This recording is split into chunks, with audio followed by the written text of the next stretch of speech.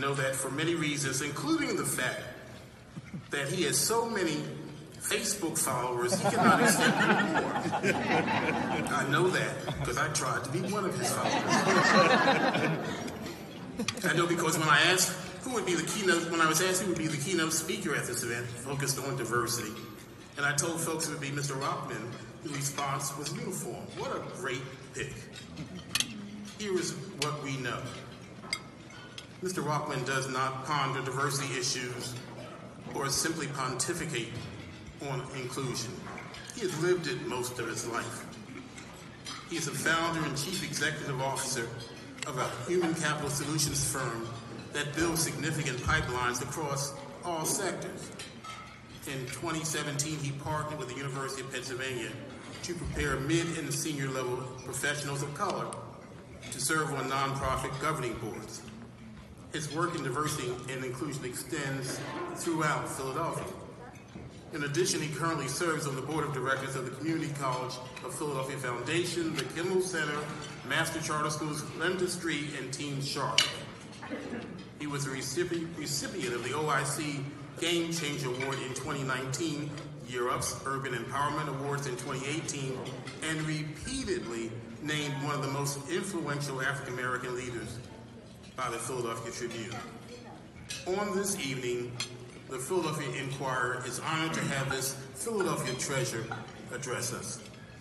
Ladies and gentlemen, brothers and sisters, please welcome to the stage Sulaiman Rahman.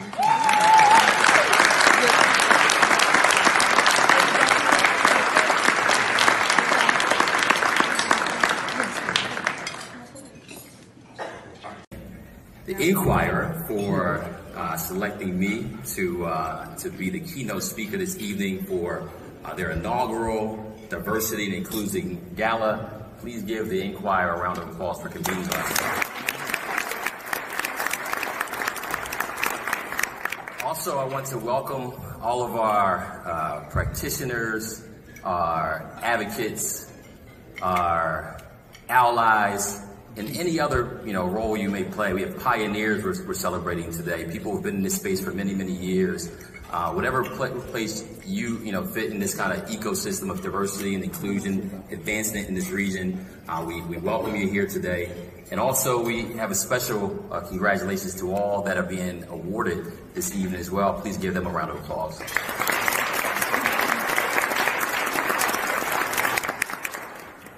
I know that I stand between you, maybe some chicken, good conversation, and our award ceremony this evening, so I will be brief. Some of you may affectionately know the 5 B's. Anyone know the 5 B's? Be brief, brother, be brief. I will try to be brief. I will do my very best. I have my notes here because sometimes I tend to not let my subject get in the way of what I want to say, so I'm going to keep myself on track here. But I had the opportunity to have lunch with Michael Days and Michael Cruz, who's here somewhere as well, a few months ago. And I now know that that lunch was for them to either vet me, recruit me, or both for this evening. And I found it relevant to share with them how the Inquirer really played a role in my life as well. And when I was 9 years old, I was the paper boy in my neighborhood. And I had about 100 houses that were in my paper route. And I tell you, that was an amazing experience for me because I began to develop, work ethic. I was able to build social skills as well. On Fridays, I was also the collection agency for subscriptions. So I'm telling my age back then. So I would, knock on our customers' doors and ask them to pay their subscription on a weekly basis. And now I was 9 years old. I don't know how we got around child labor laws back then. But that's my story, and I'm sticking to it. Also, when it was that experience that inspired me to my first entrepreneurial venture. At that time, I would go to door to door to my different on my route And every once in a while, and the doors, you know, just so they're not all designed this way, but midway through the door around waist level is where the mailbox was. And many of the mailboxes where I delivered the papers would have these towels in their mailbox. And I was curious why they would have towels in the mailbox, and later realized that it was because they didn't want our customers didn't want their drafts coming into the house, as well as people peeking into their potential house, like 9-year-old paper boys who are stalking them for their subscription fees. And that inspired me to create something called a mail slot shade. It was my first invention. So it was an idea, and I think they have my slides up here. Let me back up. There it is. It's my mail slot shade. And I asked my mother, who's over here, you mind giving my mother a round of applause?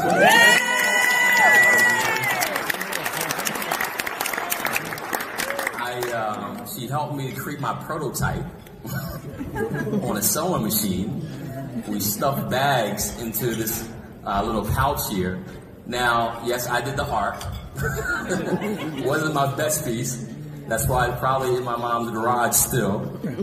But I would create these for customers that I would deliver papers to, and my mother and my aunt, who's here as well, they would sell them at their job as well, so they're part of my distribution and sales team. Fast forward to 8th grade, I entered this invention into the school-wide invention contest, and I came in 2nd place with this. And it boosted my ego, and it boosted my confidence about, you know, being able to build something and think of new ideas. Fast forward, I was a senior in high school, at George Washington High School in the Northeast. Any George Washington alumni? Okay.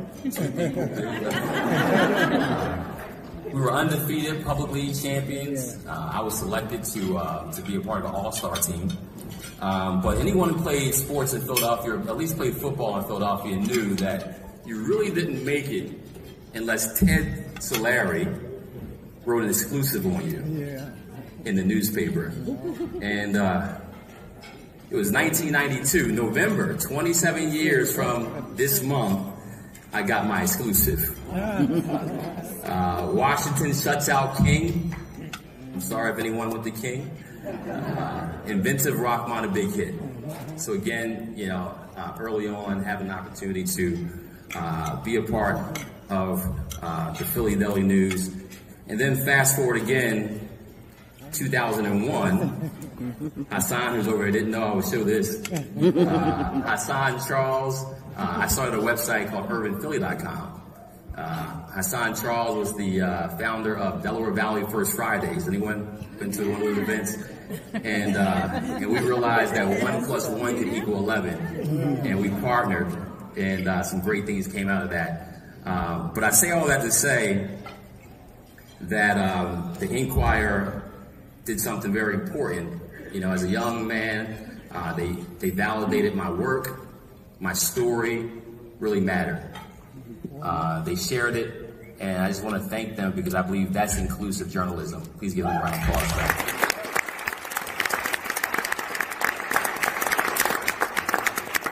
So we gather here again for another chicken dinner, right? I'm sure there's 3 or 4 of them going on tonight. But I think for a very important reason, a very important topic, and that's diversity and inclusion. I know I'm speaking to the choir for those who are here today who decided to make this a priority, that we know that diversity matters. The research speaks for itself. It's undisputable. McKinsey and Company did a study that showed that gender diversity and racial diversity increases your bottom line. There's study after study that shows it. There's seismic demographic shifts that are happening in this country, and customers, employees, shareholder activism's happening, and companies are no longer asking or requesting for diversity and inclusion. They are demanding it. It's important.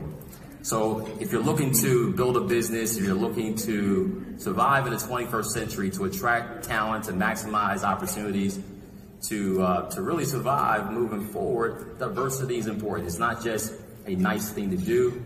It's a business imperative.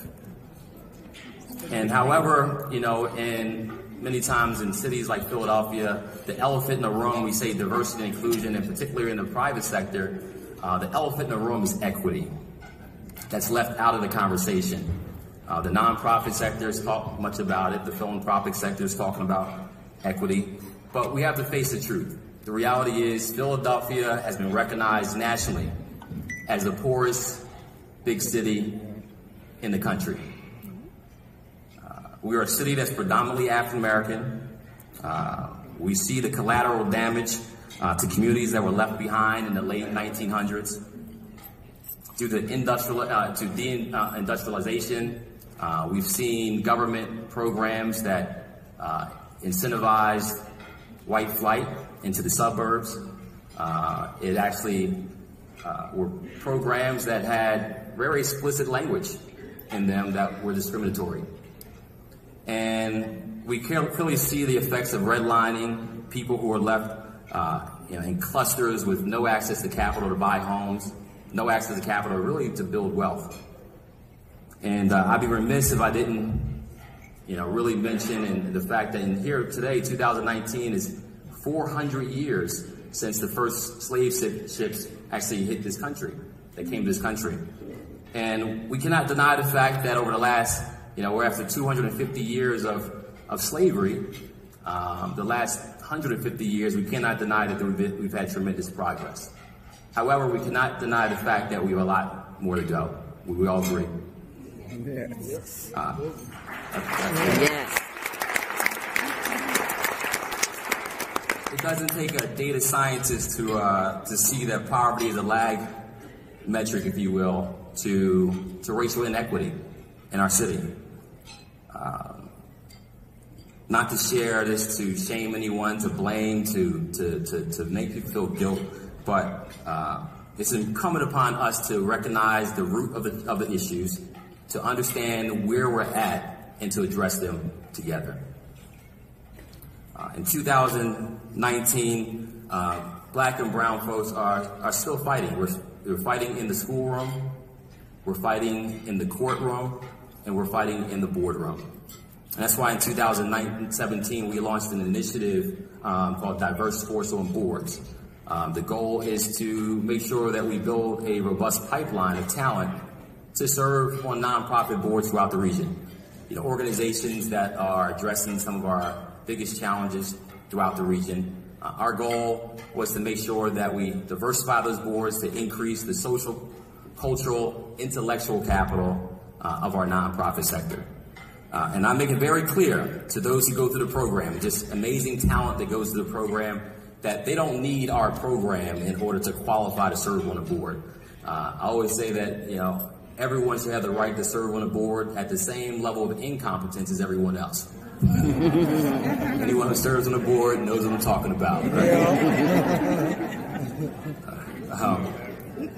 But if we're looking to make this a world-class city, if we're looking to really solve some big challenges, it's important that we level up.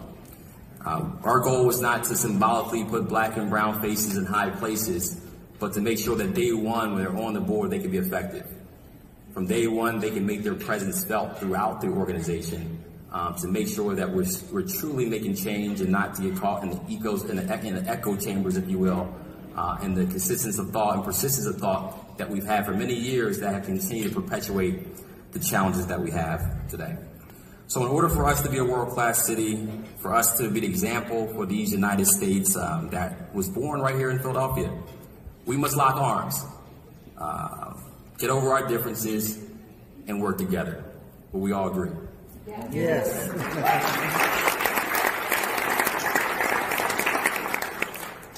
Again, it's not to point fingers and, say this person or this person's reason or this person's fault. It's for us to look inside and say, hey, what can I do? What is my role to make sure that Philadelphia becomes a better place to live, a better place to work, a better place to play for all residents here. So I ask that when we leave here today, to get uncomfortable, to get outside of our comfort zone, to have tough conversations not only with people that look like us, but tough conversations with people who don't look like us. Because again, time is of the essence. We don't have time, for fancy speeches that are filled with empty rhetoric. We no longer have time to just set the tone for diversity or set the stage for diversity. It's important that we set the example for diversity. And because if we don't, at this stage, we're at a point where eventually our words will not be heard. Because the reality is, at the end of the day, our actions are speaking too loudly. So I just challenge us all to come together.